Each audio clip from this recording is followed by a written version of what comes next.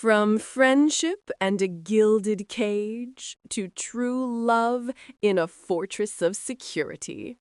The salt-laced air of the Amalfi Coast was supposed to taste of freedom and new beginnings. For the first week of their honeymoon, it had. Elara had breathed it in like a drug, her head dizzy with the impossible blue of the Tyrrhenian Sea, the scent of lemon groves, and the intoxicating presence of her new husband, Marcus Thorne. He had been everything a postcard promises: handsome, attentive, impossibly charming. He'd hold her hand as they navigated the winding cobblestone streets of Positano, his thumb stroking her knuckles, a silent promise of a beautiful life. The shift was so subtle, she almost convinced herself she'd imagined it. It happened on their 8th day, during a late lunch at a cliffside restaurant overlooking the water. Elara was telling a story about her college art professor, a famously eccentric man who used to critique paintings while standing on his head. She was laughing, her hands gesturing, when she noticed Marcus wasn't smiling. His fork was poised over his plate of fruity damar, his gaze fixed on her with an unnerving stillness. "What?" she asked, her laughter catching in her throat.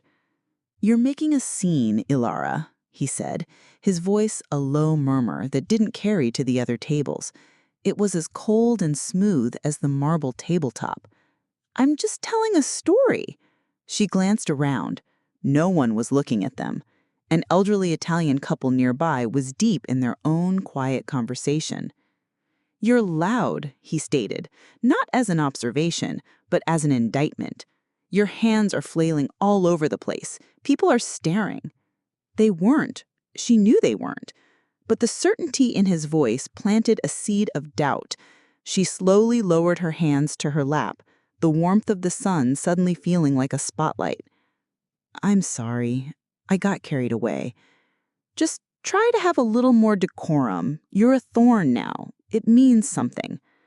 He picked up his fork and took a bite of pasta, chewing with deliberate slowness, as if nothing had happened. The rest of the meal passed in a strained silence, the magnificent view mocking her roiling stomach. That was the first crack in the perfect facade. When they returned to their suite, he didn't apologize. He acted as if the incident had been her fault, a minor lesson she needed to learn. He initiated lovemaking that night with a possessiveness that felt different from the passion of the week before. It felt like an assertion of ownership, a reminder of her place. The flight home to New York was worse.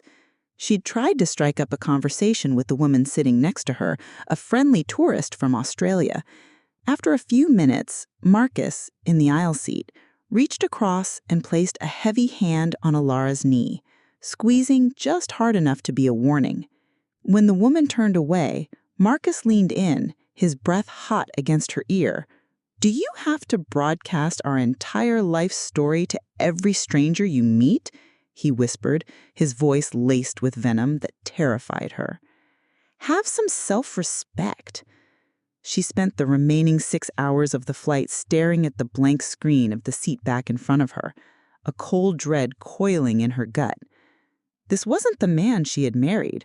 Or maybe, she thought, with a sickening lurch, it was. Maybe the man she dated for a whirlwind 6 months, the man of grand gestures, poetic compliments, and public adoration, was the performance, and this cold, controlling stranger was the reality. They'd been married for exactly 1 month. 4 weeks, 31 days. The honeymoon had ended 2 weeks ago, and with each passing day, the beautiful life Marcus had promised revealed itself to be a gilded cage. Their sprawling Upper East Side apartment, which had once felt like a palace, now felt like a prison. Marcus had opinions on everything. The way she dressed, "A bit plain, don't you think, Elara? You represent me now." The food she cooked, "My mother's risotto is much creamier. I'll have her give you the recipe." The friend she spoke to on the phone, "Is that Megan again? Doesn't she have anything better to do than gossip?" He never raised his voice. He didn't have to. His disapproval was a physical presence in the room, a drop in temperature, a tightening of his jaw. He'd use logic to dismantle her feelings until she felt foolish for having them. When she cried, after he belittled her latest illustration commission in front of his parents, he'd sighed with theatrical patience. "Elara, darling, it was constructive criticism. You're too sensitive. You need to develop a thicker skin if you want to be successful. I'm only trying to help you." He was helping her. He was protecting her. He was elevating her. He repeated these phrases like a mantra, and she, desperate to reclaim the man she thought she had married, tried to believe him. She started dressing in the jewel-toned sheath dresses he preferred. She stopped calling Megan. She tried his mother's risotto recipe, her hands shaking as she stirred, terrified of failing. The physical intimidation began with small things. He'd stand too close when he was displeased, using his height and size to corner her. He'd grab her wrist to make a point, his grip just a little too tight. One evening, after she'd forgotten to pick up his favorite brand of scotch, he'd swept a crystal vase of flowers off the hall table. It shattered on the marble floor, the sound echoing like a gunshot in the silent apartment. He didn't look at her. He just stared at the mess of glass, water, and broken stems. He muttered, "Clumsy," before walking away, leaving her to clean it up, her heart hammering against her ribs. The escalation was a line she never thought Marcus would cross. He was scheduled to attend a charity gala, one he'd insisted she was too emotionally fragile to attend after she'd burst into tears the previous day for no discernible reason. She used to help him adjust his tie before events or important meetings, but this time when she reached for his tie, he pushed her away. Shocked, Elara exclaimed, "Marcus, what is wrong with you? Why are you suddenly so cold and controlling? Where's the loving and caring man I married?" With a cold and calculated stare, he grabbed Elara by the throat, pushing her up against the wall. "You are my wife. There are expectations, and you continuously disappoint me. I need to remind you of your place. How do you expect me to get it through your little brain?" Elara clawed at his hands, her vision starting to blur as she tried to get away. In a shallow voice, she could barely choke out, "Marcus," before everything went black. She woke up on the floor, and Marcus was gone. She was completely isolated. Her family was in California, and she'd lost touch with most of them after her mother's death years ago. Marcus had systematically, charmingly, weeded her few close friends out of her life. And then there was Liam, her best friend from college. The thought of him was a painful throb of guilt. Marcus had met him once before the wedding and had dismissed him with a cool, condescending smile. "Bit of a puppy dog, isn't he? Still carrying a torch for you after all these years?" The comment was designed to make her feel embarrassed for their easy, platonic intimacy, and it had worked. She'd pulled away from Liam, her replies to his texts becoming shorter, less frequent. The shame of it burned. Now, standing in the palatial master bathroom, she stared at her reflection. She looked pale, her eyes wide and haunted, and Marcus's handprints starting to bruise on her neck. The last of her period had been the day before they left for their wedding. She was never late. Never. With a trembling hand, she reached under the sink, past the expensive creams and serums Marcus had bought her, and pulled out the small cardboard box she'd hidden there. She'd bought it at a pharmacy 10 blocks away, paying in cash, her head ducked, and a scarf pulled high around her face like a fugitive. The instructions were simple, but her shaking hands made them difficult to follow. A few minutes later, she set the plastic stick on the cold marble counter, her back pressed against the locked door. She didn't want to look. If it was positive, what would that mean? Bringing a child into this house with this man? The thought was a physical blow, knocking the air from her lungs. A child would be a permanent link to Marcus, a chain she could never break. But as she waited, another thought, fierce and protective, rose through the fear. A baby, her baby. a person she could love without condition, a reason to be strong, a life that was infinitely more important than her own comfort or fear. A baby deserves safety. A baby deserved a mother who wasn't a walking ghost. Her gaze fell on the test. 2 stark pink lines. Pregnant. The terror and the clarity hit her at the same time, a 1-2 punch that knocked her to her knees. She knelt on the cold floor, one hand on the counter, the other flying to her still flat stomach. She wasn't just saving herself anymore. She had to run, immediately. The plan formed in a feverish, adrenaline-fueled haze. With Marcus at the charity gala tonight, he wouldn't be home until after midnight at the earliest. It was a window, a small, precious window. First, money. Marcus had given her a credit card linked to his account, but he scrutinized every statement. Using it was out of the question. He'd know where she was in an instant. She had her own bank account, but the balance was pitifully low after wedding costs. Last week, Marcus had convinced her to quit her freelance graphic design work. "You don't need to work, darling. I'll take care of you. Focus on making our home beautiful." It was another form of control, another shackle she had willingly put on. But she had cash. The cash gifts from the wedding had not been deposited yet. A primal instinct for survival had kicked in during their honeymoon. She told Marcus that she had been making a spreadsheet tracking who had gifted them so they could properly thank them individually while being able to note the amount to show a personal touch. The amount came to nearly $12,000. She grabbed her flash drive and copied all important files, then slipped the laptop into the sink, running water over it. She couldn't be sure he didn't put tracking software on her laptop and wanted to ensure that he couldn't access any files, such as the cash tracking spreadsheet, through some recovery program. Next, a destination. She couldn't go to her family in California. Her father and Marcus had bonded over golf and investments. He would never believe her.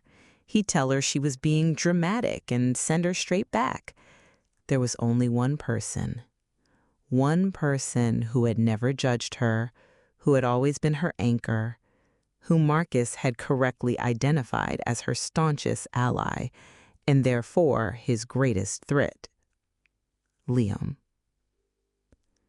Her hands trembled as she pulled her burner phone from a shoebox she hid in the back of her closet filled with old photos.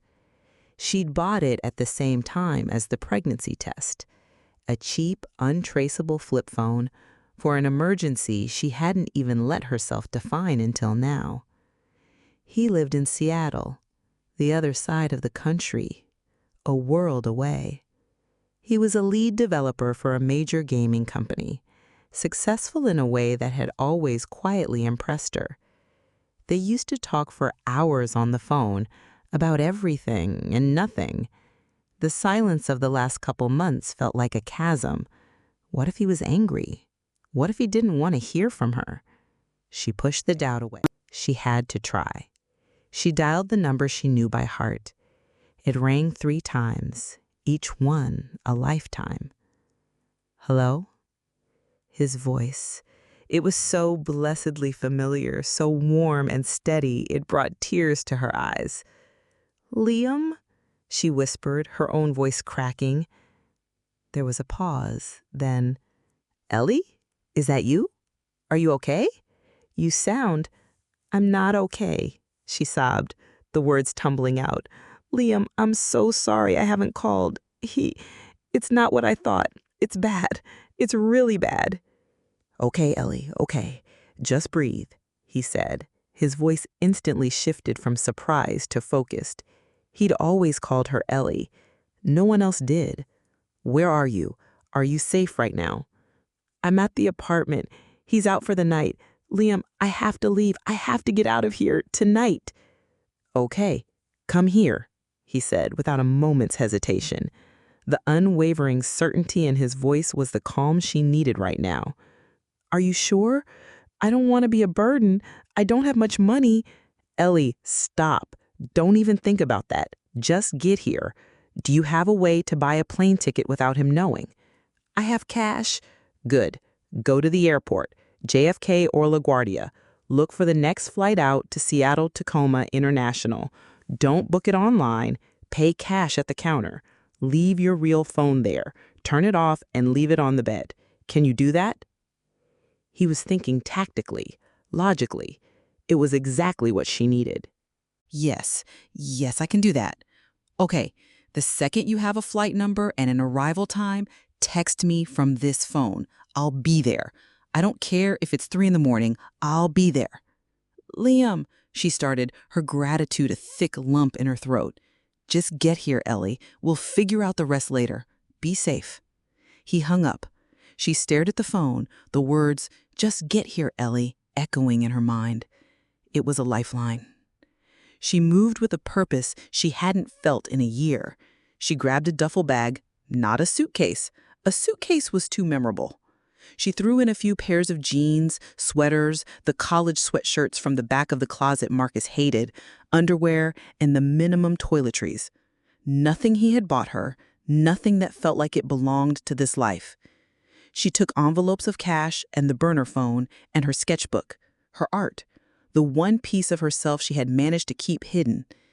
She removed her laptop from the sink, drying it thoroughly, and placed it back on the side table where she normally kept it. She then hit the screen of her phone on the stone of the fireplace slightly, breaking the screen before placing it in the sink. She wanted to ensure all files and contacts would not be recoverable. In the bedroom, she took off her diamond engagement ring and wedding band. The weight of them was suffocating. She placed them carefully on Marcus's pillow, a silent, final statement. Her last act was to write a note. Her hand shook as she wrote on a plain piece of stationery. "Marcus, I'm sorry, but I can't do this anymore. I need some space. I've gone to stay with a friend for a while. Please don't try to find me. Elara." It was vague, cowardly, and pathetic. But it was all she could manage. She couldn't bring herself to write about the abuse. He would just deny it, twist it, use it against her. And she couldn't mention the baby. The thought of what he would do with that knowledge, the custody battle, the claims, the way he would use the child to control her forever, was a terror beyond imagination. The baby had to remain a secret, her secret. That is when she remembered the pregnancy tests still sitting on the bathroom counter. She collected it along with the box and placed them in the duffel bag. There could be no trace. She left the note on her pillow, dried off her phone, and placed it next to the note. Using her burner phone, she took a picture of the note close enough to see what she wrote, then one showing her rings, phone, and note on Marcus's pillow. She then took pictures of her neck before pulling on her old college hoodie in an attempt to conceal the marks Marcus had left. Then she took one last look around the opulent room that had been her prison and walked out without looking back. The taxi ride to JFK was a blur of streetlights and anxiety. Every car that pulled up beside them at a red light seemed to hold his face. She paid the driver, in cash, and hurried into the terminal, her duffel bag slung over her shoulder, her head down. At the United Airlines counter, a kindly-looking woman found her a middle seat on the 10:50 p.m. red-eye to Seattle. Elara paid the $480 in cash, her hands trembling so badly she could barely count the bills. The ticket was in her maiden name, Elara Vance. Seeing it printed out felt like reclaiming a piece of her soul. Once through security, she found a quiet corner by her gate and texted Liam. United Flight 1987 arrives SeaTac 1:15 a.m. local time. His reply came back in seconds. "See you at baggage claim. You're almost safe." She leaned her head against the cool glass of the window, watching the planes take off into the dark sky. For the first time in a month, she felt a flicker of something that wasn't fear. It was fragile and tentative, but it was there. Hope. She placed a hand on her stomach. "We're going to be okay," she whispered to the tiny, secret life inside her. "I promise." When her flight was called, she walked down the jet bridge, one step at a time, leaving Elara Thorne behind and walking toward whatever came next. The 5-hour flight was a strange, suspended reality. Crammed in a middle seat between a snoring businessman and a college student watching a movie, Elara felt anonymous for the first time in months. In New York, as Marcus Thorne's wife, she was an accessory, always on display. Here, she was just another tired traveler in a dark airplane hurtling through the night. She didn't sleep. She couldn't. Her mind was a chaotic whirlwind of fear and relief, replaying her escape, imagining Marcus's return to the empty apartment. What would he do? Would he be angry? Would he be worried? The scariest part was that she knew the answer. His first emotion wouldn't be concern for her safety. It would be fury at her defiance. His property had absconded. His perfect image was tarnished. He would hunt her. The thought sent a fresh wave of ice through her veins. When the plane finally began its descent into Seattle, the city lights below looked like a scattered handful of jewels on black velvet. It was a new world, a place he had never been, a place he didn't belong. The walk from the gate to baggage claim was the longest of her life. The airport was quiet at this hour, the air smelling of stale coffee and disinfectant. Her heart hammered with a new kind of anxiety. What if he wasn't there? What if he changed his mind? She saw him before he saw her. He was standing near the carousel for her flight, his hands shoved in the pockets of his jacket, his brow furrowed in concentration as he scanned the faces of the deplaning passengers. Liam. He looked a little older than she remembered from their last visit just a few months ago. His dark hair was a bit shorter, and there were faint lines around his eyes. But his face was the same, kind, open, and steady. He was wearing a soft gray hoodie under his jacket and jeans, the picture of West Coast comfort. He was the antithesis of Marcus's tailored suits and suffocating formality. "Liam," she said, her voice barely a whisper. His head snapped up. His face broke into a wide, relieved smile that instantly crinkled the corners of his eyes. He closed the distance between them in 3 long strides and wrapped her in a hug. It wasn't a tentative hug. It was a solid, grounding embrace that enveloped her completely. He held her as if he were afraid she might drift away, his arms strong and sure around her. And in the safety of that embrace, the dam broke. The terror and exhaustion and grief of the past month, the frantic panic of the last few hours, all of it came pouring out in a gut-wrenching sob. She clung to the fabric of his hoodie and wept, her body shaking uncontrollably. Liam didn't say anything. He just held her, one hand rubbing soothing circles on her back, the other cradling the back of her head. He let her cry until the sobs subsided into shuddering breaths. "I've got you, Ellie," he murmured into her hair. "You're safe now. I've got you." He pulled back slightly, his hands resting on her shoulders, and looked at her. His brown eyes were filled with a fierce, protective concern that made her want to cry all over again. He gently wiped a tear from her cheek with his thumb. "You look exhausted," he said softly. "Let's get your bag and get you home." "I don't have a checked bag," she said, her voice thick. "Just this." She gestured to the duffel at her feet. His eyes flickered down to the small bag and then back to her face. A flicker of understanding and anger on her behalf passed through his expression, but he masked it quickly. "Okay, even better. My car is just in the garage." He slung her duffel over his own shoulder as if it weighed nothing and guided her toward the exit, his hand resting lightly on the small of her back. The gesture was protective, not possessive. The difference was staggering. The drive from the airport was quiet. Elara stared out the window at the unfamiliar landscape of dark evergreens lining the freeway. Liam didn't press her for details. He seemed to understand that she didn't have the words yet. He just put on some soft, instrumental music and drove. His apartment was in Fremont, a quirky, artsy neighborhood known as the center of the universe. It was on the top floor of a modern building with views of the canal. When he opened the door, she was struck by how much it felt like him. It was clean and organized, but not sterile. Bookshelves overflowed with novels and technical manuals.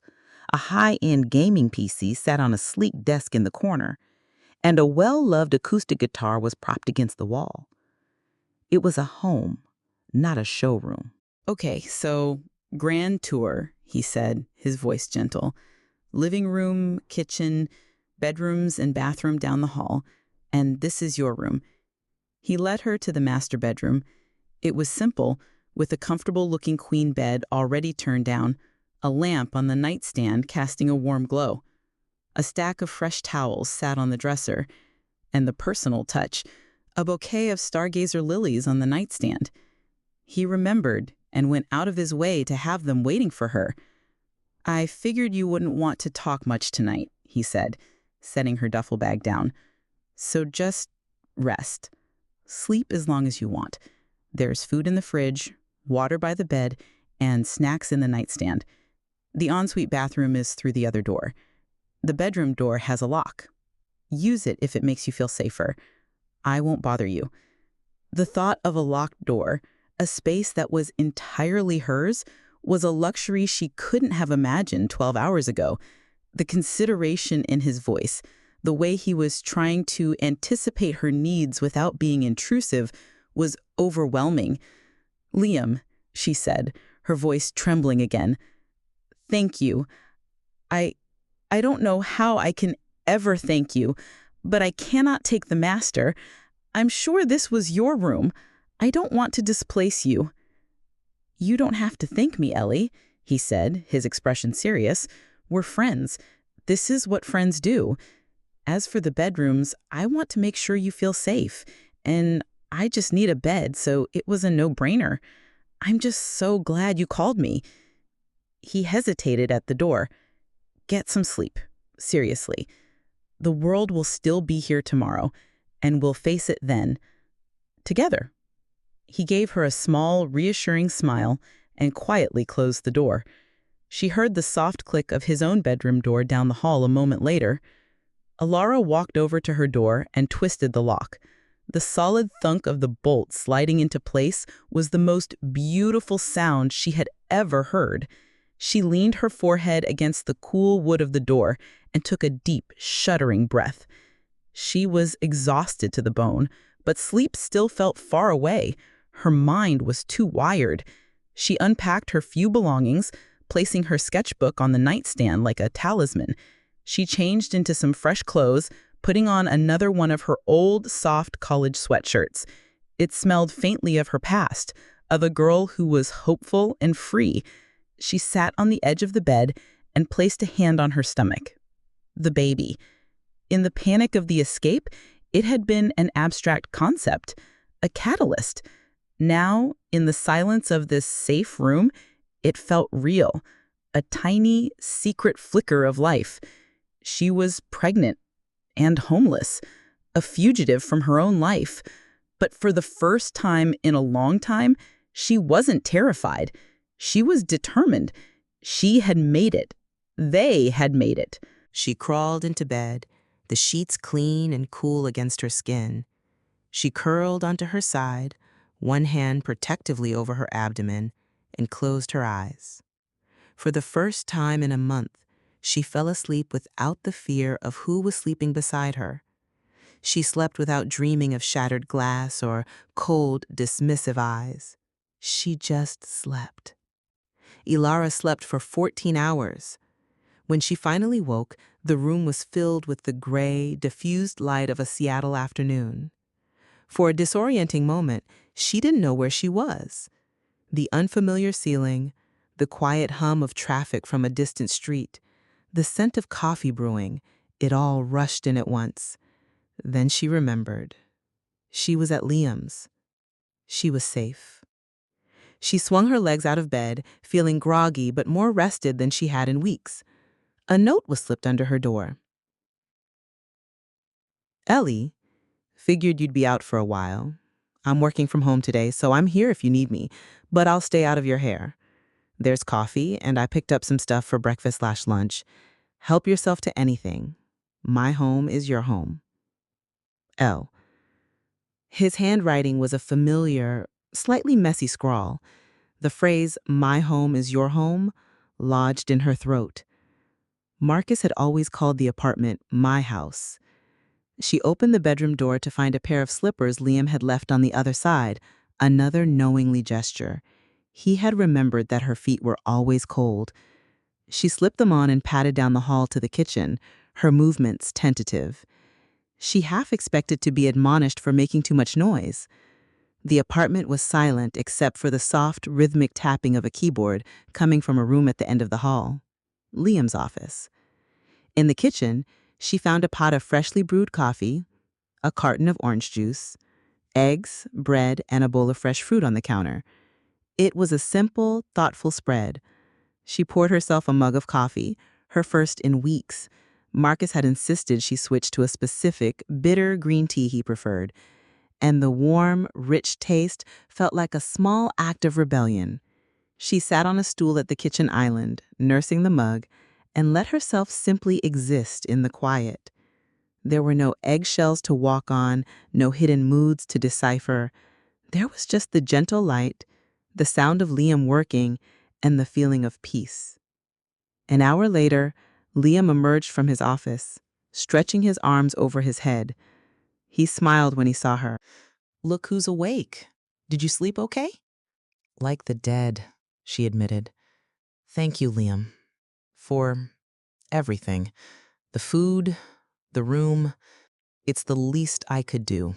He poured his own mug of coffee and leaned against the counter opposite her. His presence was calm and non-threatening. So, no pressure to talk at all, but when you're ready, I'm here to listen. She took a deep breath. She owed him an explanation. More than that, she wanted to tell him. She needed to say it out loud to someone who would believe her. It started on the honeymoon. She began, her voice low, and she told him everything. She told him about the lunch in Positano, the flight home, the constant criticism disguised as help, the way he controlled her finances and isolated her from friends. She told him about the shattered vase, his cold rages, the way he made her feel small and worthless. As she spoke, the shame she'd been carrying began to lessen, replaced by a clean, sharp anger. Liam listened without interrupting. His expression shifted from concern to a quiet, simmering fury. His knuckles were white where he gripped his coffee mug, but his gaze on her remained gentle. And then, Elara's voice dropped to a whisper. Without saying another word, she pulled the collar of her sweatshirt down to show the now very visible handprint bruises on her neck. Liam's grip tightened on the handle of the coffee mug, cracking it. The mug fell to the floor and shattered, mimicking what Elara had felt in her heart the night before. "Ellie," Liam whispered. "Oh, Ellie." He moved towards her but hesitated and stopped. "Do you need to go to a doctor?" Elara shook her head. "I'm fine. It looks worse than it feels. After I woke up, that's when I called you. Also," she couldn't bring herself to say the word pregnant out loud. It was still too new, too fragile, too secret. Then I found out something that made me realize I wouldn't just be saving myself. I had to protect someone else. So I ran. Liam's eyes searched hers, and he seemed to understand she was holding something back. But he didn't push. He respected her boundary. "Ellie, I am so sorry," he said, his voice thick with emotion. "I knew something was wrong. Your texts, you just disappeared. I don't know. I should have gotten on a plane and checked on you." "No," she said, shaking her head. "It's not your fault. He was so good at making it look perfect from the outside. I was the one who married him. I was so naive. I feel so stupid." "You weren't stupid," he said fiercely. "You were hopeful, and he was a predator who knew exactly how to manipulate you." This is 100% on him. None of it is on you. Hearing him say it so definitively was like a physical weight lifting off her shoulders. Marcus had twisted her reality so thoroughly that she had started to believe his narrative, that she was too sensitive, too difficult, too flawed. "What's your plan now?" Liam asked gently. I don't know," she confessed. "Stay hidden, I guess. I need to figure out how to untangle myself from him, legally. A divorce." The word tasted like ash in her mouth. Married and filing for a divorce in the span of a month. It was humiliating. "We can figure that out," he said immediately. "We'll find you a lawyer, someone smart who understands this kind of situation. We'll take it one step at a time. The most important thing is that you're safe here. You can stay as long as you need. Weeks, months, forever. I mean it, Ellie. There's no time limit on this." The sheer generosity of his offer was staggering. "Liam, I can't let you support me. I need to get a job or something." "Hey," he said, his voice soft but firm. "First, you rest. You heal. You've just been through a war. You don't jump out of a trench and run a marathon. We'll deal with jobs and money later. For now, just get settled, okay?" She nodded, unable to speak past the lump in her throat. That evening, while Leon was in a meeting, Elara's burner phone buzzed. It was a text from a number she didn't recognize. Her blood ran cold. "Elara, I know you said you need space, but I'm worried sick. Please just let me know you're safe. Your father is worried too. I love you, Marcus." The words were so reasonable, so loving. It was the public Marcus, the man everyone else saw. He was already building his narrative, the concerned, loving husband whose flighty, emotional wife had run off. He was painting her as unstable. She showed the text to Liam when he finished his meeting. He read it, his jaw tightening. Classic manipulator. He's trying to sound like the good guy, make you feel guilty, and he's roped your dad into it. Do not reply. Not now, not ever. Any communication from now on goes through a lawyer. The advice was sound, but the fear was a living thing inside her. How did he get this number? Marcus wasn't just going to let her go. This was only the beginning. That night, she lay in bed, a hand on her stomach, and made another silent promise to her baby. "I will not let him find us. I will keep you safe." The first weeks in Seattle passed in a slow, healing blur. Elara existed in the quiet bubble of Liam's apartment, which quickly began to feel like a sanctuary. He was a master of presence without pressure. He'd leave for his office in the morning. He had started going in a few days a week to give her space, and return in the evening with groceries, never asking what she'd done all day. Some days she did nothing but sleep and stare out the window at the boats on the canal.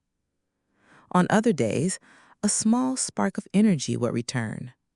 She started cooking again, simple meals at first. The act of chopping vegetables and following a recipe was grounding. It was a task she could control, with a tangible, nourishing result. She found she enjoyed feeding Liam, seeing the genuine pleasure on his face as he ate. It was so different from Marcus's constant, subtle critiques. "Ellie, this is amazing," he'd say around a mouthful of the chicken soup she'd made. "You're a fantastic cook." The praise was simple, honest, and it felt like a balm on a burn. Her sketchbook, which had lain untouched on the nightstand, was eventually opened. Her first drawings were dark and abstract. Jagged lines, claustrophobic shapes, shadowy figures. It was a way of exercising the fear, of putting the ugliness onto the page so it wasn't just living inside her head. Liam never asked to see it.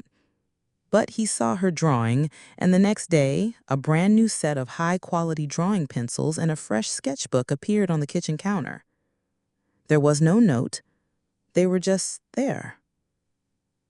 One afternoon, she bundled up in a borrowed coat and walked to Gasworks Park, a strange and beautiful landscape of industrial ruins and green hills overlooking the city skyline. She sat on a bench, breathing in the crisp, cool air, and watched dogs chase balls and couples stroll in hand. No one knew her here. She was anonymous, free. She felt a flicker of the old Elara, the woman who loved to explore, to observe, to be inspired by the world around her. She took out her sketchbook and began to draw the rusted skeletal remains of the old gasification plant against the modern gleam of the city. Her lines were surer, more confident. The baby was a constant, secret presence. The morning sickness started in her 3rd week in Seattle, a rolling nausea that kept her close to the apartment. She managed to hide it from Liam, blaming her fatigue and lack of appetite on stress. She knew she had to see a doctor, but the idea of creating a medical record, of putting her name into a system, was terrifying. What if Marcus somehow traced it? Finally, she knew she couldn't wait any longer. She needed to know the baby was okay. She found a women's clinic on the other side of town, one that had excellent reviews and served a diverse community. She booked an appointment online using Liam's last name, Elara O'Connell, and paid for the visit with cash. The waiting room was filled with women in all stages of pregnancy. Seeing their round bellies and happy, expectant faces sent a pang of both longing and fear through her. She was one of them, but her journey felt so different, so fraught with peril. In the exam room, the doctor, a kind woman named Dr. Anya Sharma, asked her about her medical history. Elara's answers were vague. She was new to the area. The baby's father was not in the picture. Dr. Sharma didn't pry. She just nodded with a compassionate understanding that put Elara at ease. Then came the ultrasound. As the technician moved the cold wand over her belly, Elara held her breath. A grainy black and white image appeared on the screen. And then a sound, a fast, rhythmic, fluttering sound that filled the small, dark room. Thump, thump, thump, thump, thump, thump. "There's your baby's heartbeat," the technician said, smiling. "Strong and steady. You're about 9 weeks along."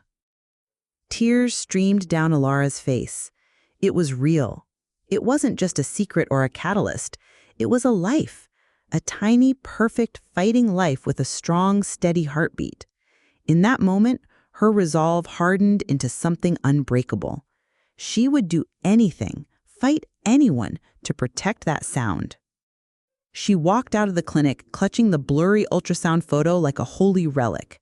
The nausea, the fear, the uncertainty, it all seemed to fade in the face of that miraculous little flicker on the screen. That evening, she knew she had to tell Liam. He was her partner in this escape, her only ally. He deserved to know the full truth. He had just gotten home from work. She found him in the kitchen, unpacking groceries. "Liam," she said, her voice quiet but firm. "Hey you, how was your day?" he asked, turning with a smile. She held out the ultrasound photo. Her hand was shaking. "I have something to tell you. This is the real reason I had to leave. This is who I had to protect." He took the photo, his brow furrowed in confusion. He stared at it for a long moment, his eyes widening as he recognized the shape, as the implications sank in. He looked from the photo to her face, then down to her still, flat stomach. His expression was unreadable, a mix of shock, comprehension, and something else she couldn't name. He couldn't seem to finish the sentence. "I'm pregnant," she said, the words finally spoken aloud in this safe place. "It's Marcus's. I found out the day I left." She braced herself for his reaction. Pity? Disgust? fear at the complication she had brought to his door. Liam was silent for what felt like an eternity.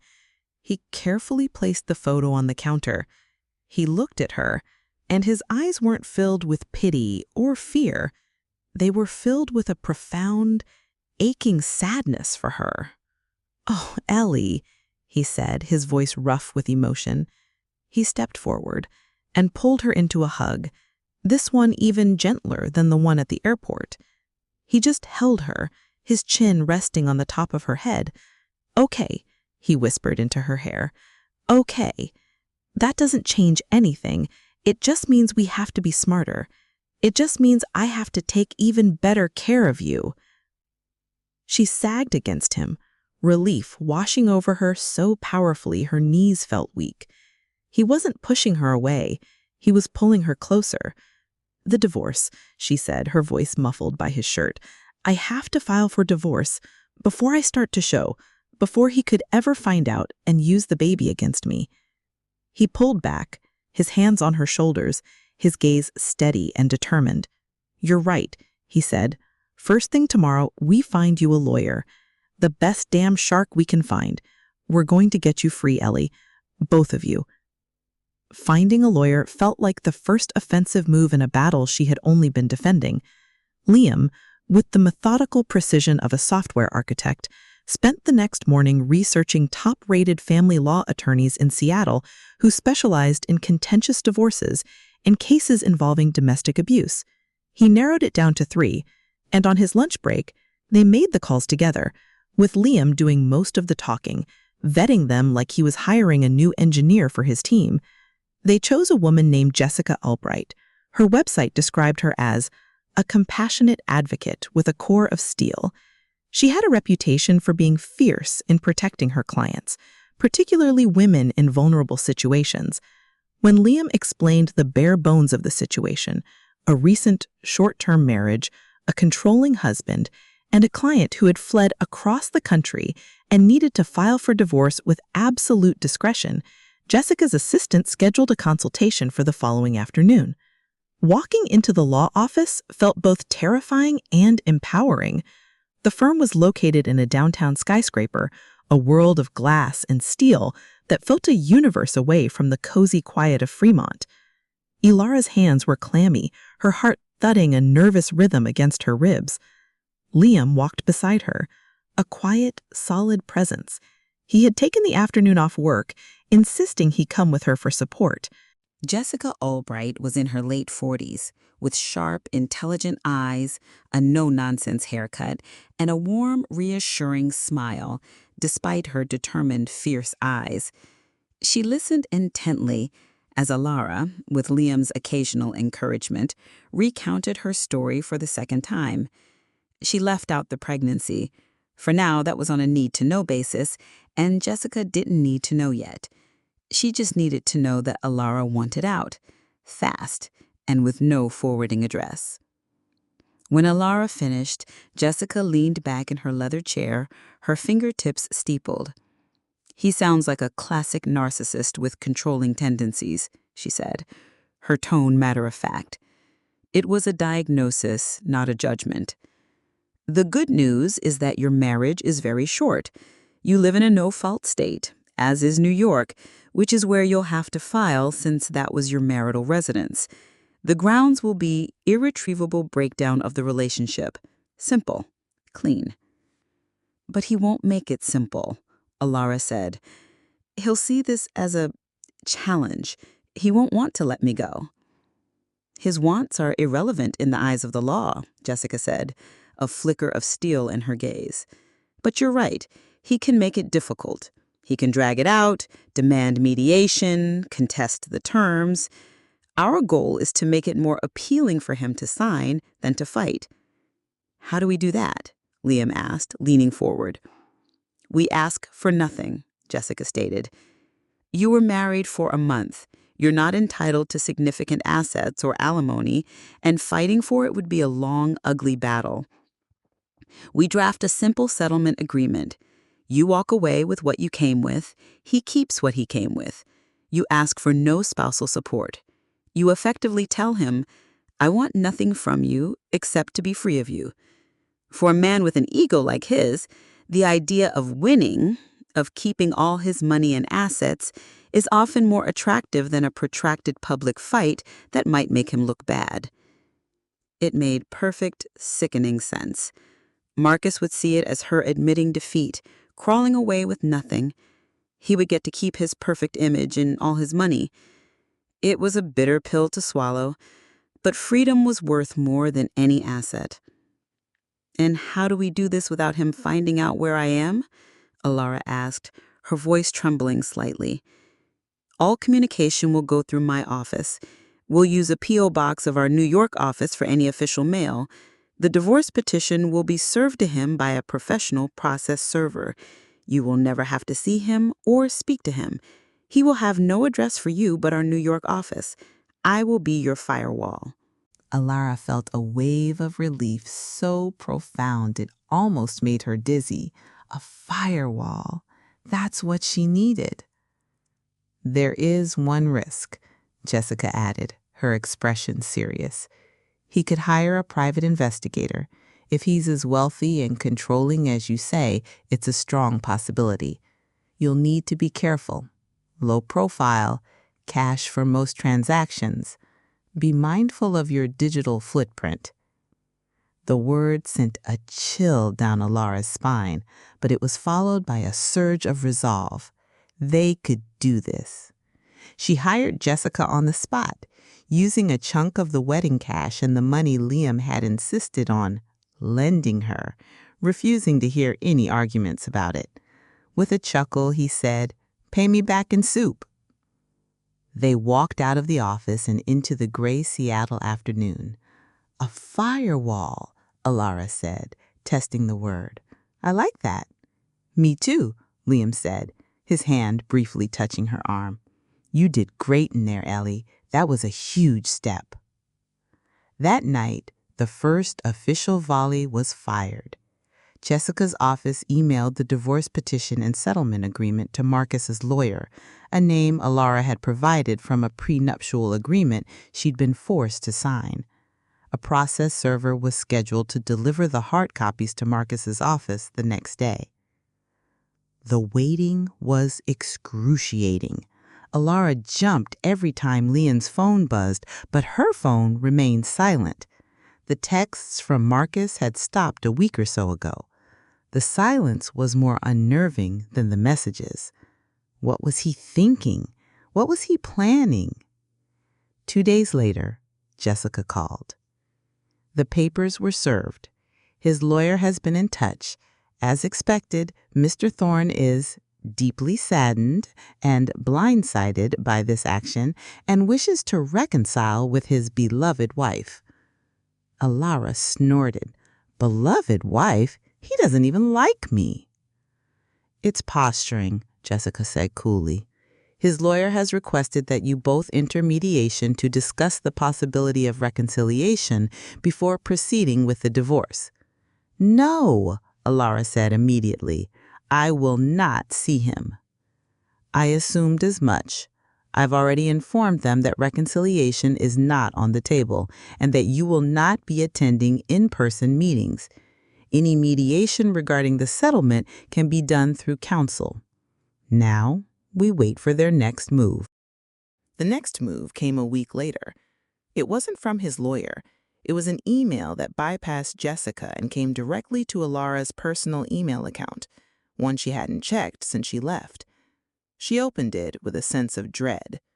The subject line was, "Our vows." "Elara, I don't know what's gotten into you or who has been poisoning your mind against me, but this legal nonsense has to stop. Did our vows mean nothing to you, in sickness and in health? You are clearly not well, and my place is by your side to help you through it. I will not sign these papers. I will not abandon my wife. Your loving husband, Marcus." The condescension, the gaslighting, the portrayal of her as a sick, confused child, it was all there. He was trying to draw her into a direct confrontation to bypass the firewall. She forwarded it to Jessica without replying, her hands shaking with rage. Jessica's response was swift and dry. "Standard tactics, ignore it. We hold firm." But the email had done its job. It had burrowed under her skin. He wasn't going to make this easy. He was going to fight. And as she lay in bed that night, the morning sickness churning in her stomach, she had the terrifying thought, how long could she hold firm before her most precious secret became impossible to hide? 2 months. It had been 2 months since Elara had landed at SeaTac, a ghost of a woman with a secret in her womb and terror in her heart. Now, the Seattle autumn was in full, glorious swing, painting the leaves on the trees outside Liam's window in fiery shades of orange and red. The air was crisp, and the sky, more often than not, was a soft, pearlescent gray. Elara had changed with the seasons. The haunted look in her eyes had been replaced by a quiet watchfulness. Her body, once thin and frail, was now softly, irrevocably pregnant. She was now 28 weeks along, her belly a firm, perfect curve under the loose sweaters she favored. The baby was a girl. She knew this from her 20-week ultrasound, another appointment she had gone to alone, paying in cash, her heart swelling with a fierce, protective love as she saw the tiny, perfect profile of her daughter. She hadn't picked a name yet. It felt like tempting fate. For now, she was simply her. The legal battle with Marcus was a slow, grinding war of attrition. He had refused to sign the divorce papers, dragging his feet at every opportunity. His lawyers sent endless requests for financial disclosures, medical records, which Jessica flatly refused, citing privacy, and proposed mediation dates in New York. Jessica, true to her word, was a brilliant firewall, batting away each request with calm, legal precision. But the process was designed to wear Elara down, and some days it worked. The fear that he would somehow discover the pregnancy was a constant, low-grade hum beneath the surface of her new life. Her life with Liam had settled into a rhythm that was as comfortable and essential as breathing. What had started as a rescue mission had slowly, organically blossomed into something more. There was no single moment of transition, but rather 1,000 small ones. It was in the way he started making her decaf coffee in the morning when her nausea was bad, without her ever having to ask. It was in the way she found herself saving articles or funny videos to show him when he got home from work. It was in the quiet evenings they spent on the sofa, him reading a book, her sketching in her notepad, the comfortable silence between them a universe away from the tense, loaded silences she had shared with Marcus. The shift from friendship to romance happened one rainy October night. Liam had come home looking stressed, his company facing a tight deadline on a major game launch. Elara had made a rich beef stew, the kind of comfort food that felt like a hug. After dinner, they were cleaning up together in the kitchen. "You know," Liam said, handing her a wet plate to dry, "this is the best part of my day." "Washing dishes?" she had teased with a genuine smile on her face. "No," he said, his voice soft. He stopped what he was doing and turned to face her, his expression serious. "Coming home. To you. It's the only thing I look forward to some days."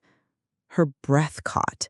The space between them, usually so full of easy camaraderie, was suddenly charged with a different kind of energy. He looked at her, his gaze dropping to her mouth and then back to her eyes, a silent question in their depths. And in that moment, Elara realized she wasn't afraid.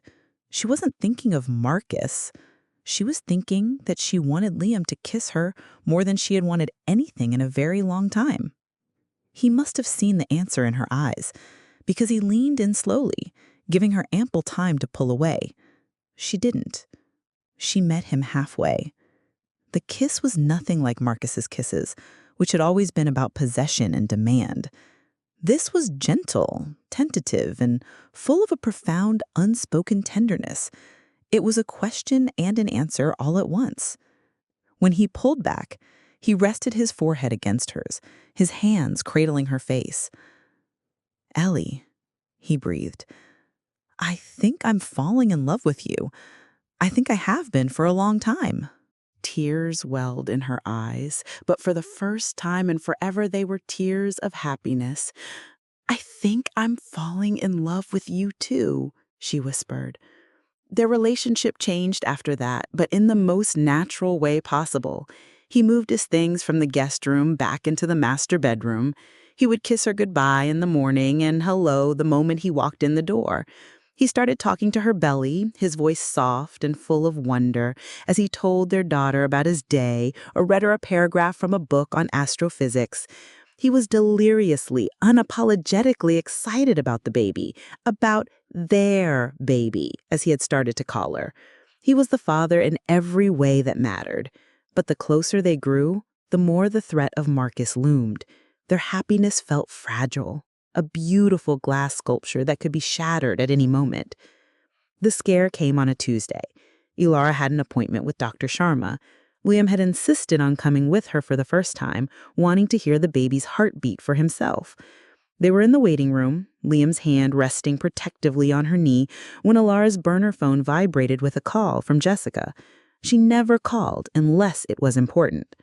Elara's heart leaped into her throat. She answered, her voice tight. "Jessica?"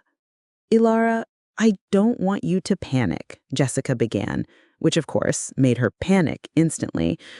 "But I just got a call from a colleague of mine in New York. A private investigator was caught trying to ask around about me, trying to get information.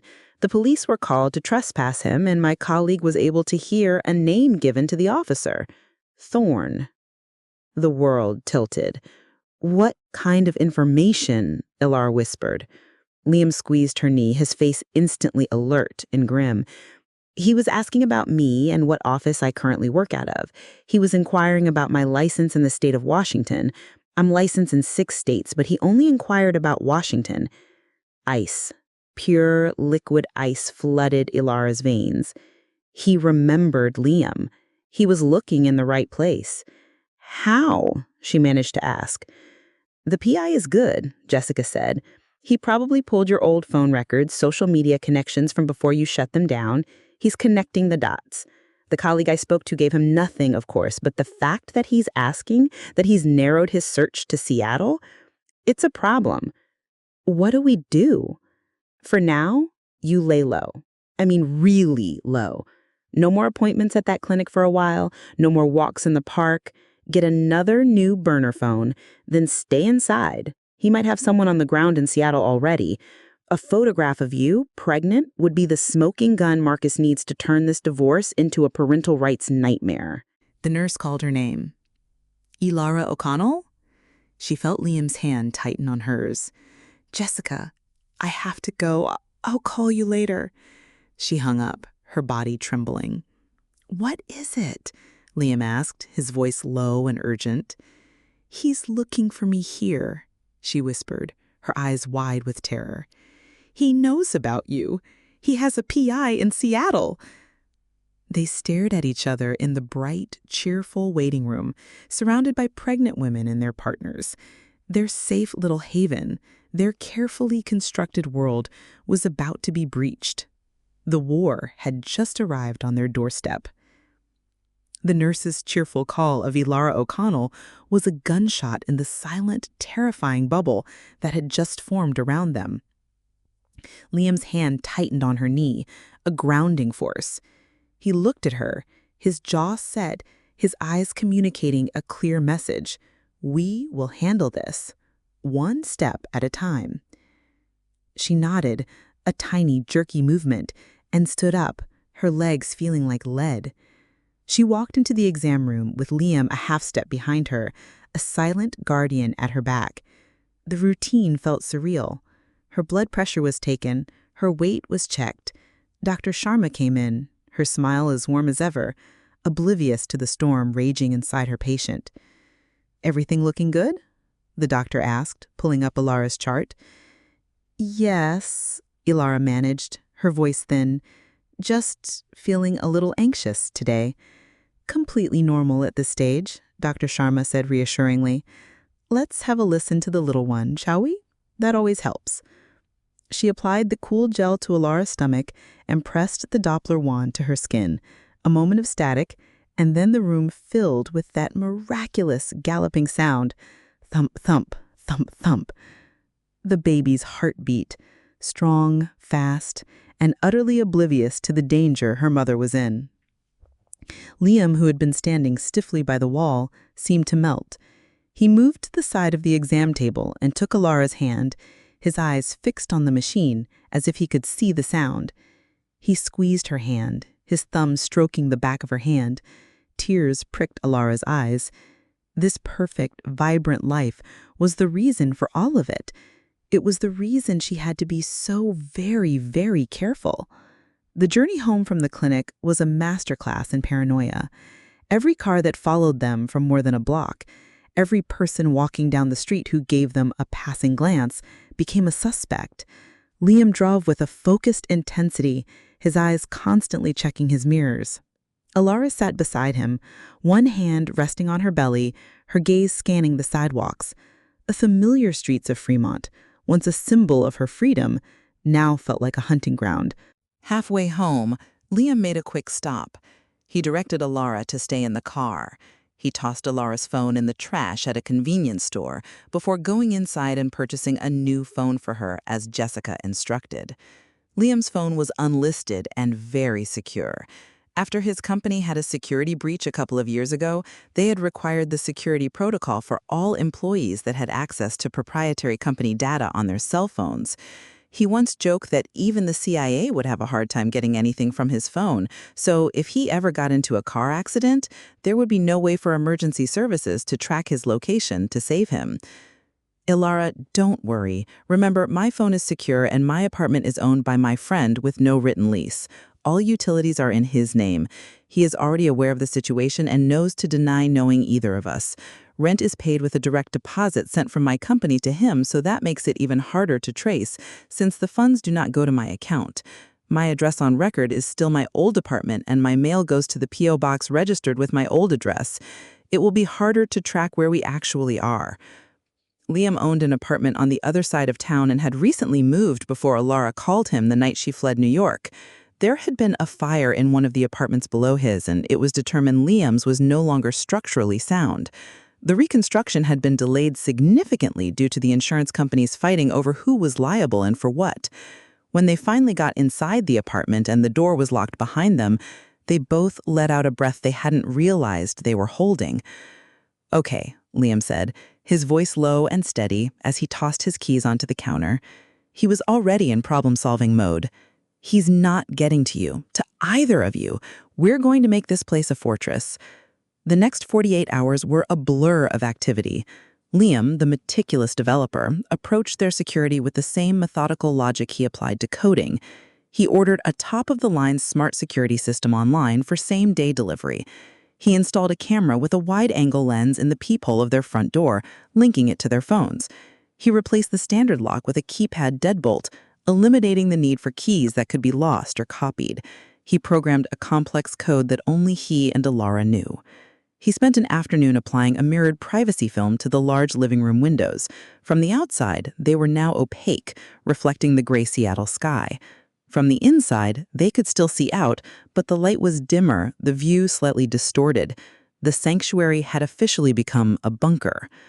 Elara watched him work, a strange mix of gratitude and dread coiling in her gut. With every new security measure, the apartment felt safer, but her world also felt smaller.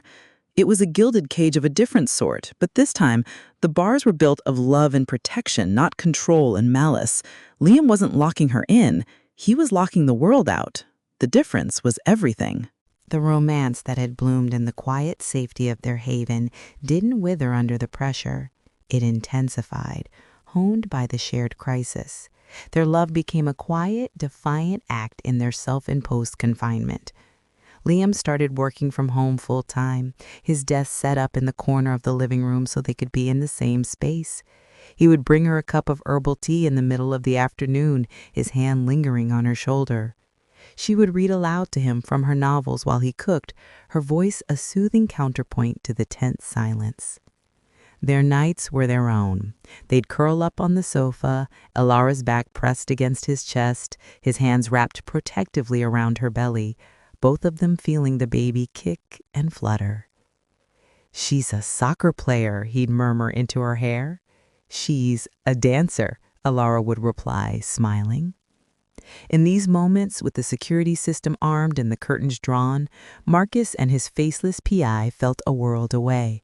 They were building a family within those four walls, a reality so potent and real it felt like it could repel any threat.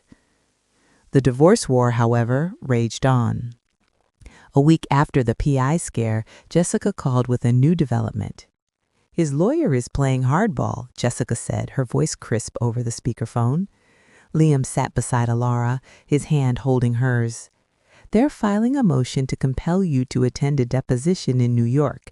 They're claiming your erratic behavior and unwillingness to communicate suggests you are mentally unstable and that Marcus is deeply concerned for your welfare." "He's painting me as crazy," Elara said, her voice flat. It was the exact narrative he had tried to create from the beginning. "It's a tactic to flush you out," Jessica confirmed. "We will fight it, of course. We'll file a counter motion with a sworn declaration from you about the emotional distress, and we'll offer a remote deposition by a video conference. But Elara, you need to be prepared. He is not going to give up. He's spending a fortune on this PI. He's not doing it for fun. He suspects something." The pressure was mounting. Elara's world had shrunk to the size of the apartment. She'd see other people walking along the canal from her filtered window and feel a pang of longing so sharp it physically hurt. Liam did everything he could to bring the world to her. He ordered takeout from her favorite restaurants. He bought her a light therapy lamp to combat the perpetual Seattle gray. One Saturday, he declared it was beach day and laid out cowls on the living room floor, put a soundscape of ocean waves on the speakers, and made them piña coladas with pineapple juice and coconut cream. She laughed genuinely and deeply as he sat beside her wearing sunglasses and a ridiculous sun hat. It was in these moments of defiant joy that she knew they would survive this. Their love was stronger than Marcus's hate. The close call came 2 weeks later. It was late afternoon, the sky already a deep bruised purple. Liam was on a conference call, his voice a low murmur from the living room. Elara was in the kitchen, craving pickles, when a notification pinged on her phone.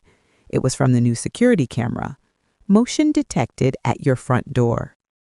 Her heart slammed against her ribs. She pulled up the live feed. A man stood in their hallway. He wasn't a neighbor. He was wearing a generic blue windbreaker and a baseball cap pulled down low. He had a small package in his hand. He wasn't a regular delivery driver. She knew them by now. This man looked out of place. He lingered, his gaze sweeping the hallway, before he knocked on their door. Knock. Knock. Knock.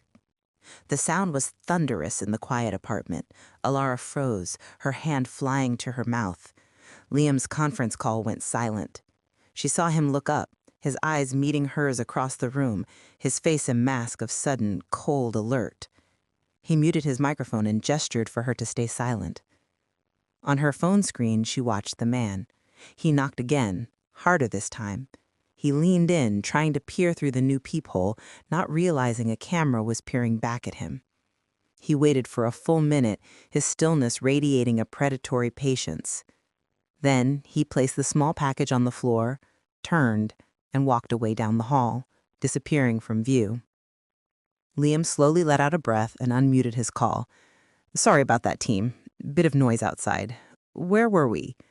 He finished his meeting 10 minutes later, his voice never betraying an ounce of the tension that was thrumming between them. The moment he hung up, he was at her side. "Don't move," he whispered. He went to the door and looked through the peephole camera again. The hallway was empty. The package sat on their welcome mat. "What do we do?" Elara breathed.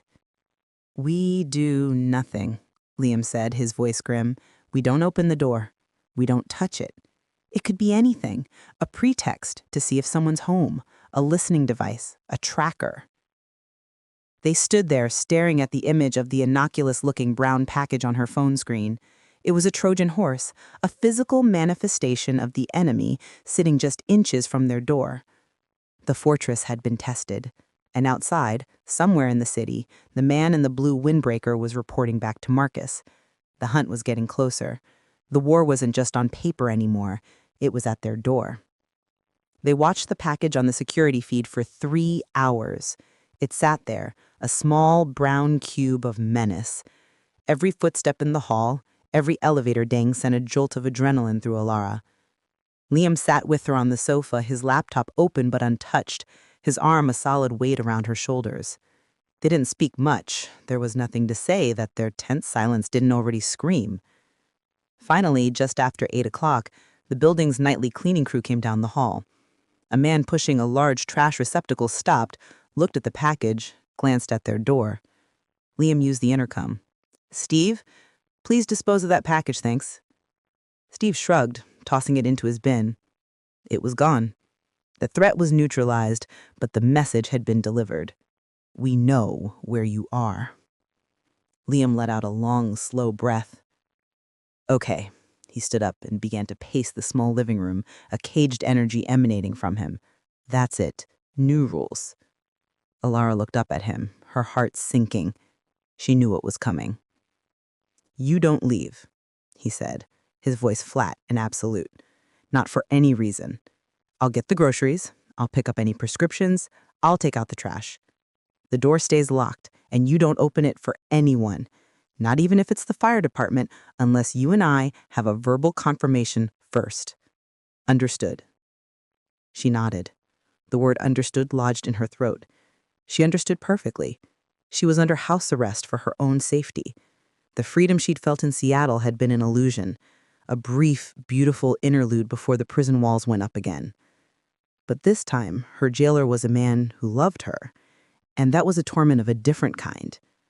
"Liam, I can't ask you to do that, to live like this." He stopped pacing and came to kneel in front of her, taking her hands in his.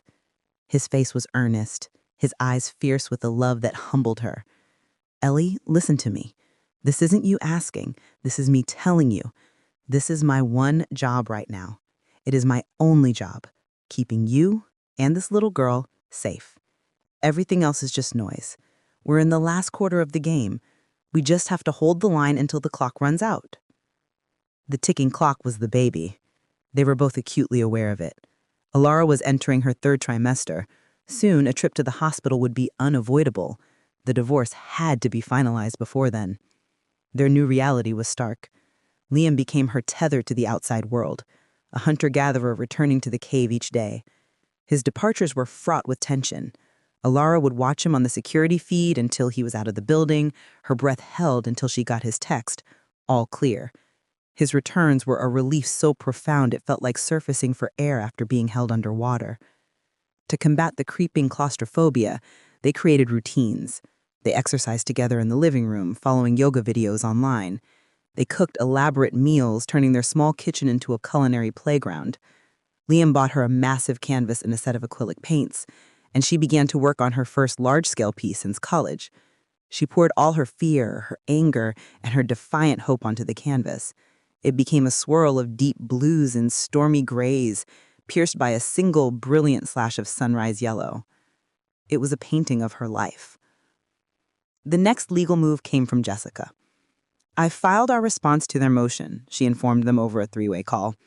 "We've stated that a trip to New York would cause you undue emotional distress, and we formally offered a remote video deposition. His lawyer is balking, but the judge is likely to grant it, given the circumstances. It means you'll have to face him, Elara, on a screen."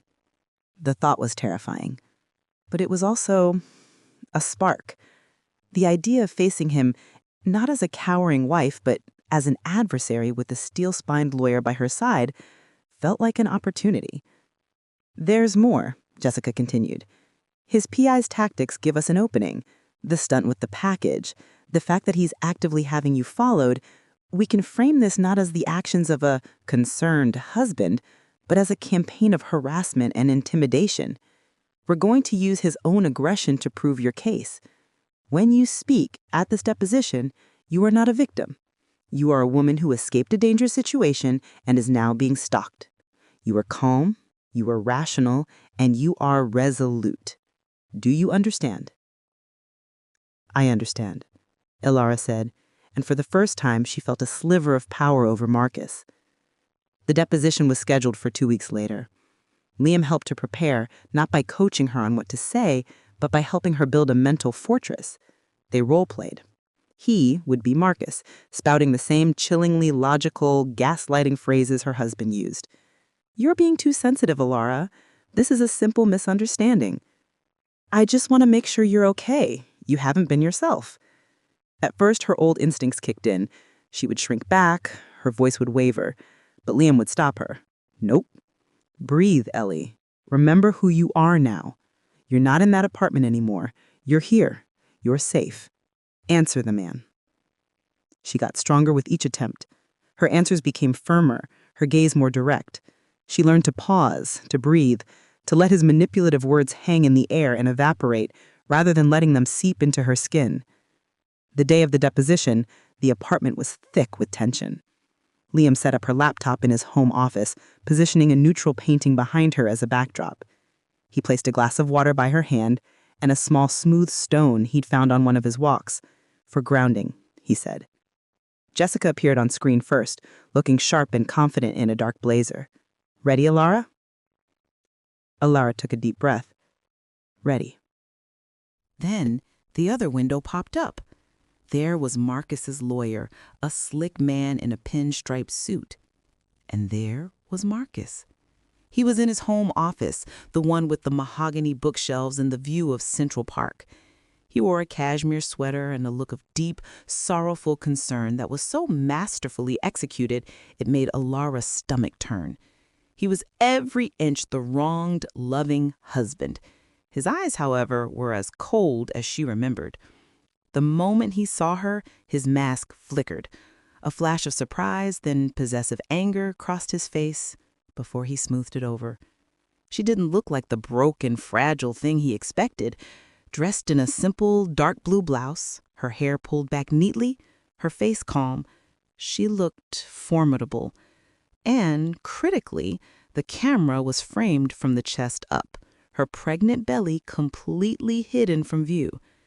The deposition began. Marcus's lawyer started, his questions dripping with condescension, trying to paint her as unstable. "Mrs. Thorne, isn't it true you left your home in the middle of the night with only a brief cryptic note for your husband?" "I left a situation I felt was unsafe," Elara said, her voice even. Jessica had coached her on this phrasing. "Unsafe? Your husband states he never once raised a hand to you." Jessica had advised her that even with the photos she had taken showing her bruises, it would be hard to prove it was Marcus. She advised that they probably prepared for that, so focus on showing a pattern versus the one incident. "There are many ways to make a person feel unsafe," Elara replied, looking directly into the camera at Marcus. "Constant criticism, emotional manipulation, isolation from friends and family, and fits of rage that involve destroying property are some of them." She saw Marcus flinch at the mention of those incidents, but the obvious omission of the physical altercation that had occurred the last time they had been in the same room together. His lawyer pressed on, bringing up her flightiness, her emotional outbursts. Then Marcus himself spoke, his voice a low, intimate murmur designed to unnerve her. "Elara, darling, just tell them the truth. Tell them you were overwhelmed. I know I can be intense. I only want what's best for you. We can work this out. Just come home." The old Elara would have dissolved, but the new Elara, the one who had felt her daughter kick that very morning, looked him dead in the eye. Marcus, and the sound of his name on her lips was a reclamation. "I am not coming home. Your concern is not for my welfare, but for your reputation. The man you hired to follow me and harass me at my new residence confirms that. I want nothing from you. I just want this to be over." Her calm, unequivocal statement hung in the air. Marcus's face for the first time lost its composure. Raw fury flashed in his eyes. He had lost control of the narrative. He had lost control of her. His lawyer, sensing the shift, quickly ended the session. The screen went blank. Elara sagged in her chair, the adrenaline leaving her in a rush. Liam was there instantly, his hands on her shoulders. "You were incredible, Ellie, absolutely incredible." Jessica's face reappeared. She was smiling, a real triumphant smile. That was a home run, Elara. He lost his temper and his lawyer saw it. They know their unstable wife narrative is dead in the water. They'll sign. I'm willing to bet on it. A giddy sense of hope filled the room. For the first time, the end felt real. They were going to be free. Liam went to the kitchen to make them tea, his face alight with pride and relief.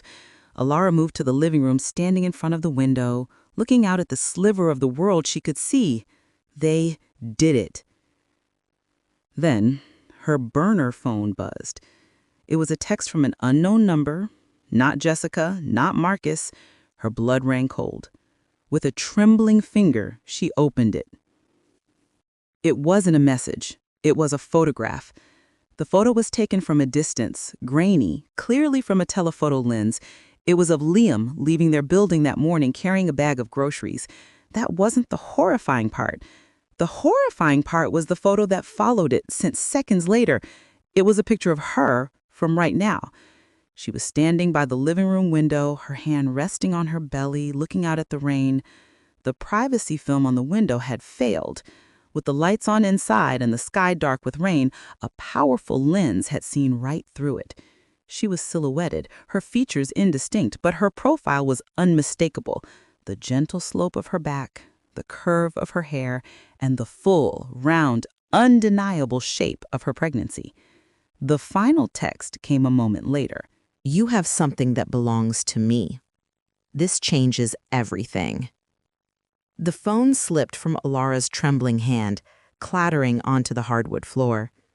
The screen, still lit, showed the final damning words. This changes everything. Liam was beside her in an instant, his earlier relief vanishing like a mirage. He saw the color drain from her face, the raw, primal terror in her eyes.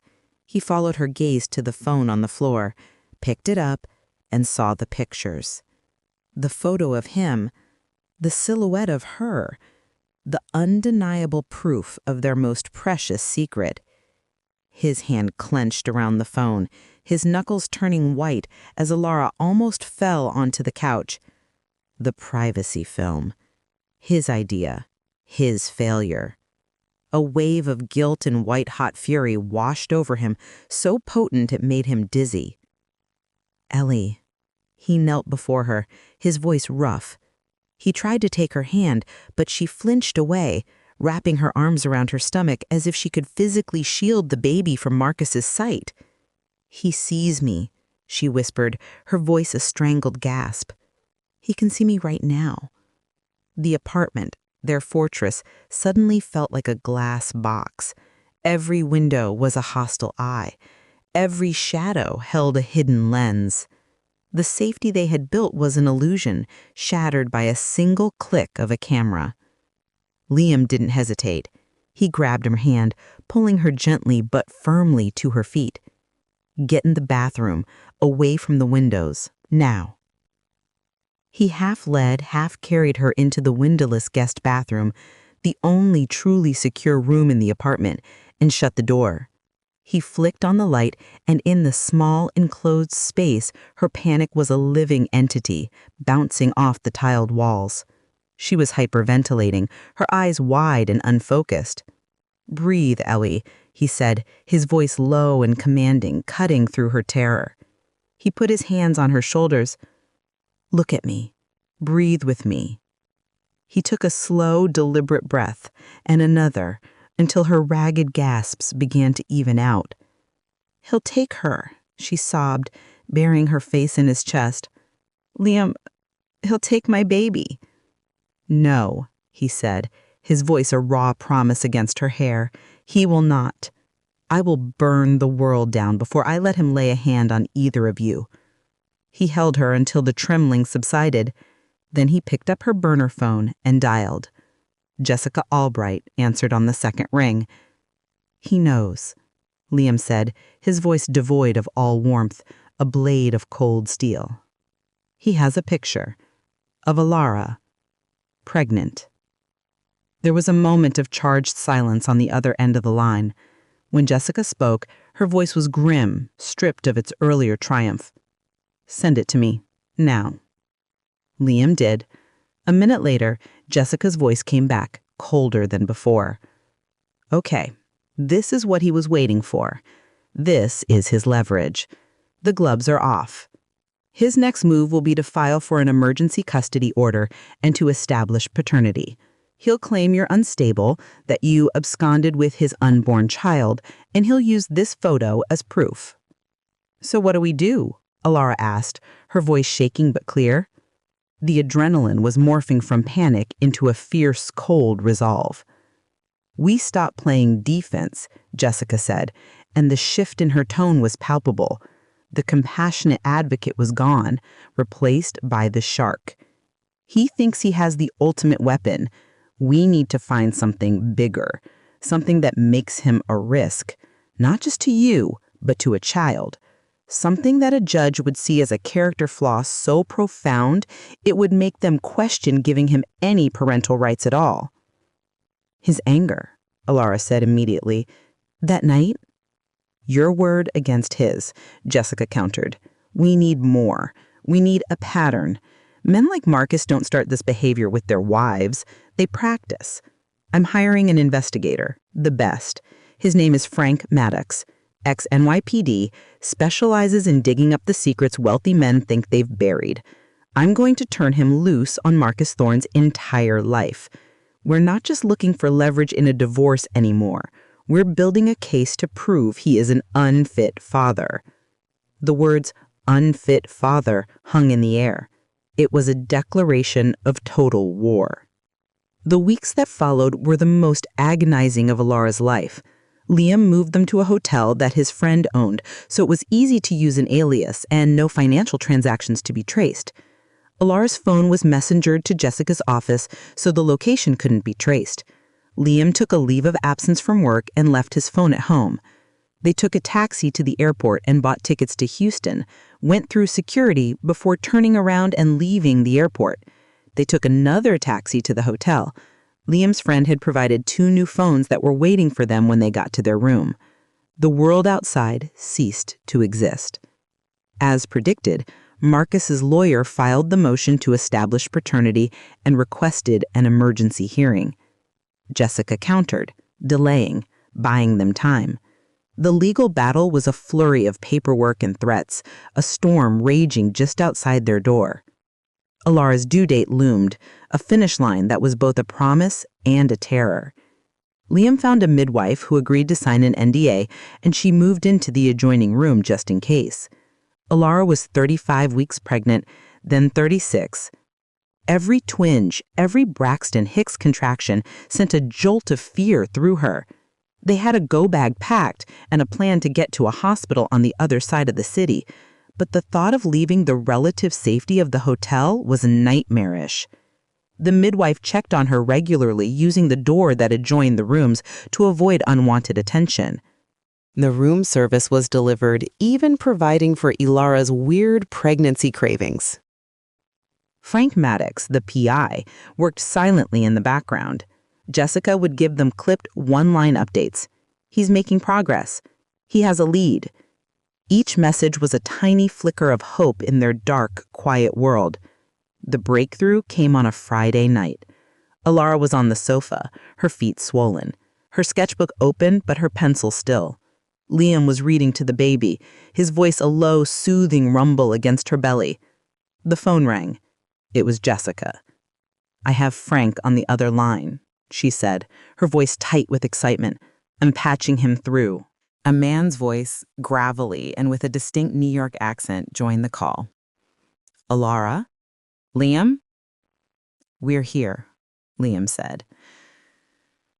I've talked to a lot of people who used to know your husband, Frank began. A pattern emerged quickly. He likes a certain type of woman, artistic, a little insecure, without a strong local support network. He isolates them, then he breaks them down. I found 2 ex-girlfriends who were willing to talk, on the condition of absolute anonymity. One had a temporary restraining order against him 5 years ago after he broke down her door. She dropped it when he threatened to ruin her father's business.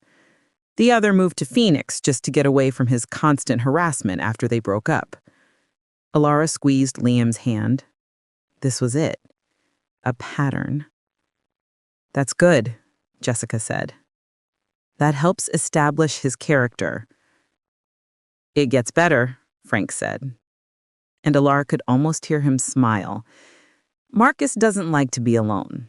I figured he wasn't spending his nights weeping into his pillow over his runaway wife. He has a girlfriend, an art gallery assistant named Sophia. Very quiet, keeps to herself. And a few weeks ago, right after your deposition, Sophia had a little accident. An accident? Elara whispered. A fall down the stairs in her apartment building, Frank said, the skepticism thick in his voice, resulted in a trip to the ER at Lenox Hill. Broken wrist, cracked rib, concussion. I got a copy of the police report. No charges filed. She told the cops she was clumsy. Elara felt sick. She knew that rage. She had seen the prelude to it. The deposition had been a public humiliation for him, a loss of control. He had taken that fury and unleashed it on the nearest, most convenient target. My source at the hospital, a nurse who's seen more than her share of domestic abuse cases, said the injuries were not consistent with a simple fall, especially the bruising on her upper arms, classic defensive wounds. Sophia is terrified of him. She won't talk. But her ER records, the police report, they tell a story. A story of a man who gets violent when he's angry. Jessica's voice cut in, sharp as a diamond. Frank, that's brilliant. Get me everything. The police report, a sworn affidavit from your nurse, anything you have. We're done being reactive. After they hung up, Elara and Liam sat in the dim light of the hotel room, the weight of what they'd heard settling over them. It wasn't a victory. It was a tragedy for another woman, a woman who was still trapped. But it was also their lifeline. The next call from Jessica came 3 days later. It's time, she said. We're making our move. She had bundled Frank's findings, the stories from the exes, the police report, the nurse's statement, into a damning package. She hadn't filed it with the court. That would make it public. Instead, she had sent it directly, exclusively to Marcus's lawyer. Attached was a new settlement offer. It was simple. Elara would agree to the divorce on their original terms. She wanted nothing. In exchange, Marcus would drop his motion to establish paternity, surrender all future parental rights to the child, and sign a non-disclosure agreement so airtight he couldn't even speak Elara's name.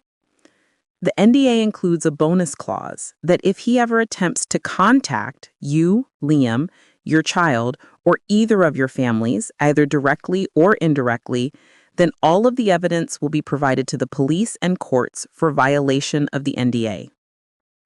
What if he says no? Liam asked.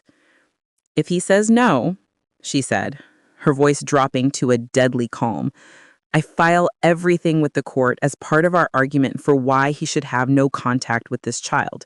It all becomes public record. His abuse, his violence, his affair. The story of the concerned husband vanishes, replaced by the story of a violent monster. It's his choice. Protect his reputation or pursue a child he only sees as a possession. The silence from New York was deafening. For 48 hours, they heard nothing. Elara felt like she was living outside her own body, every nerve ending frayed.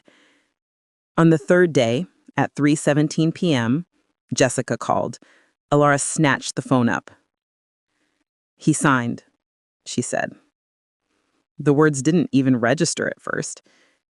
He signed it all, Jessica repeated, and this time Elara heard the unrestrained joy in her voice. The divorce settlement, the surrender of parental rights, and the NDA. It's done. His lawyer is shipping the hard copies overnight. Elara, you're free. Elara dropped the phone in her lap and burst into tears. But these were not tears of fear or sorrow. They were tears of pure, unadulterated relief. A tidal wave of it, washing away months of terror. She wept into Liam's shoulder as he held her, his own tears wetting her hair. It was over. The war was won. That night, for the first time in months, Liam opened the blackout curtains of the hotel room. The Seattle skyline glittered across the water, a constellation of promised futures. They stood at the window, Elara leaning back against him, his arms wrapped securely around her and the precious life she carried. The next day, they left the hotel. But instead of going back to the apartment, Liam drove them to Broadmoor, a gated community. Confused, Elara remained silent. Liam pulled up to a house and ushered her inside. Ellie, our family needs a home that isn't a reminder of the past. We need to make new and happy memories. A place where we can have the windows open and a yard for our daughter to play in. Say the word and we'll sign the paperwork tomorrow. Speechless, Elara wrapped her arms around Liam, though almost impossible due to the size of her pregnant belly, and hugged him. They stood in the front window looking out at the quiet neighborhood. What are we going to name her? Liam whispered, his lips against her temple. Elara thought for a moment, watching kids riding their bikes down the street. She thought of the hope that had carried her across the country, the fierce love that had given her the strength to fight. Victoria, she said, her voice clear and strong. Hope, strength, and victory, everything that symbolizes our journey to her safe future. Her name is Victoria. Thanks for listening to a Canoodle Mouse story. Leave a comment with your thoughts. Don't forget to like and subscribe for more stories.